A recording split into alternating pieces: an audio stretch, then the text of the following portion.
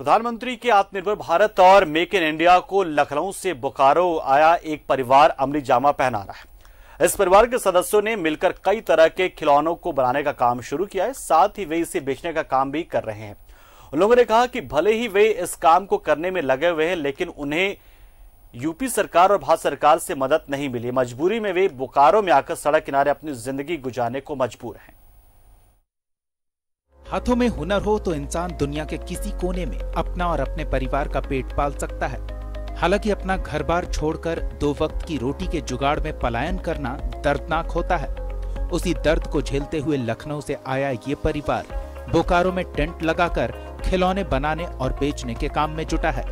Mall और showroom के दौर में सड़क किनारे खरीदार कम ही पहुंचते हैं, पर उनके सामान की गुणवत्ता और कम कीमत से प्रभावित होकर खरीदते भी हैं। लखनऊ से हैं, यहाँ टेडी बियर बेचने के लिए आए हम लोग।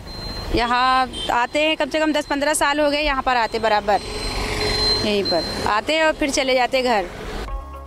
बच्चों का पेट पल जाए इसलिए ये दूसरों के बच्चों के खेल खिलौने बनाने बेचने में जुटे हैं। इनका कहना है कि सरकार से थोड़ी सहायता मिल जाती तो यूं खाना बदोश की तरह समय नहीं बीतता। मजबूरी में पढ़ाई छोड़ कमाई में लग गए। सेलिंग नहीं हो रहा है, पहले सेलिंग होता था। जब से लॉकडाउन कोरोना वगैरह हो गया ना, तो इसकी वजह से सेलिंग नहीं होता है। हमारा बाजार से सस्ता रहता है, क्वालिटी अच्छा वाला है। जो मार्केट में रहता है वही क्वालिटी यहाँ भी मिलेगा। पढ़ाई 5 क्लास किया बस। पढ़ने की इच्छा होती थी? पढ़ने की इच्छा थी, बस घर में थोड़ी मजबूरियाँ आ गई, इसलिए पढ़ाई नहीं हो पाई। पूरा परिवार करीब 10 साल से बोकारो में दुकान लगाता आया है। कुछ तो इनके नियमित खरीदार भी हैं जिन्हें इनका काम पसंद आता है।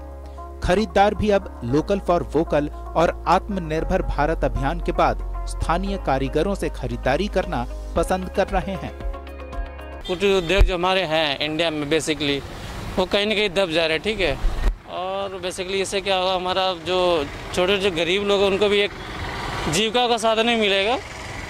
और हमारा जो बेसिक है कुटीर उद्योग, जिससे हम थोड़े तो छोटे अपने ग्रोथ कर सकते हैं, उसको भी बढ़ावा मिलेगा। तो इसमें यही चीज़ वो सब कुछ मिला के देगा, जैसे GST वगैरह सब कुछ यहाँ है। जो अपना जो मेहनत इनका लग रहा है, थोड़ा बहुत इनमें लगा करके जो सामग्री लग रहा है उसका पैसा ले रहे हैं सारा। ऐसे कारीगरों को स्थानीय स्तर पर बाजार और ऑनलाइन व्यापार मुहैया कराने की कवायद तो चल रही है। बस इस प्रक्रिया में थोड़ी रफ्तार आ जाए तो इनके जैसे कितने ही परिवार घर बैठे अपने हुनर से अपनी आजीविका का प्रबंध कर सकेंगे। न्यूज़ 11 भारत के लिए बोकारो से सुरेंद्र प्रसाद की रिपोर्ट।